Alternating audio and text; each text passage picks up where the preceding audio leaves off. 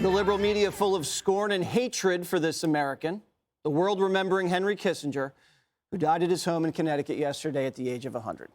Kissinger dominated foreign policy for generations, and his legendary life includes fleeing Nazi Germany as a teen to escape the Holocaust, serving in the U.S. Army and earning a Bronze Star. President Nixon appointing him as National Security Advisor in 1969 and ultimately serving as Secretary of State for both Nixon and President Ford. But Rolling Stone and Huffington Post smearing him as America's most notorious war criminal. Dana Perino, explain why they're calling him a war criminal. Well, okay, so this is a guy, he lived 100 years. He's an immigrant to the United States. He becomes an intel officer during the war, and then he works his way up to be the national advisor to two presidents, and also friend to many others, and an informal advisor to all the other living presidents. Yeah. And he had a very consequential life. He made some decisions or advised on some decisions that, for example, Cambodia, that if you look at the Rolling Stone, they will say, here are all the reasons why he's a war criminal. He had critics throughout his life. What I love about him is that he didn't let that define him. He didn't let that hold him back from making decisions and having a big life. He was still, up until about 6 months ago, writing books about consequential leaders of the world. That's an excellent book, by the way. I think you would actually really like that one as well.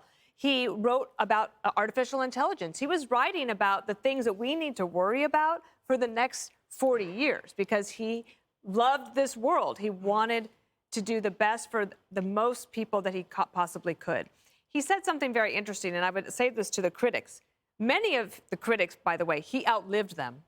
So there would probably be more today. That's so funny. And one of the writers that is a correspondent who contributed to the New York Times obituary died 13 years ago.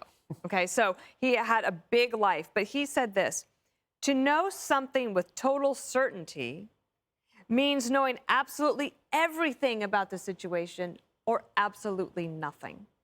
Meaning that you have the information that you have, you do your very best, you make decisions, and you move forward.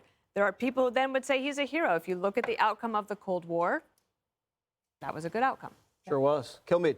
My interaction with him, I had a lot of them. In fact, I had one 3 weeks ago at the Al Smith dinner. Went and talked to him. He was right on the money. He was working on a speech up until the last minute before he was up there. I mean, he cares about everything. Number two is he's always smiling. And number three is soccer.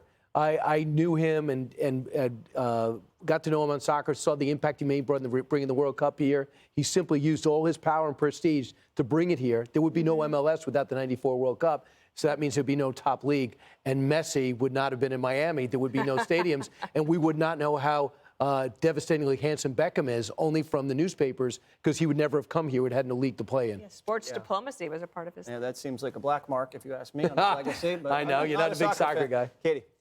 I would say that making resolved, principled, consequential decisions takes a lot of courage. And he had to make a lot of big decisions. And there's a reason why people from across the political aisle sought out his advice from across the world, wanted to know what he thought about a number of situations, not just based on his experience, but because of decisions that he had made throughout his appointments and the work that he had done. And I'm really grateful that he had written up until 6 months ago, because he documented so much world and American history firsthand. And if people are willing to be open-minded, they could go read from that perspective and learn a lot about the history of the country over the past 50, 60 years, and about his life and other people like him who respected him and wanted to know why he made the decisions he did. Harold Ford Jr. He was, everybody said it, his impact and legacy will resonate, continues to resonate in our relations in the Middle East and Russia and China. He was important because he willed himself to be important. He was a student of history. He loved history. It informed him. It transformed the way he thought about things. And I think the thing that, whether you like him or not, what he believed most in was that America's power and credibility was were the two most important things in us being able to impact and shape world events.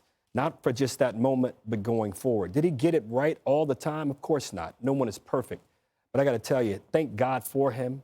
May God rest his soul. May he rest in peace. And I know one thing, there was no better and more tireless advocate for peace in his 100 years on this earth in my lifetime than Henry Kissinger. So best to his family. All right, and I wish we could all around this table live 100 years. Yeah. That would be God great. bless. All of us. The fastest is up next. Hey, Sean Hannity here. Hey, click here to subscribe to Fox News YouTube page and catch our hottest interviews and most compelling analysis. You will not get it anywhere else.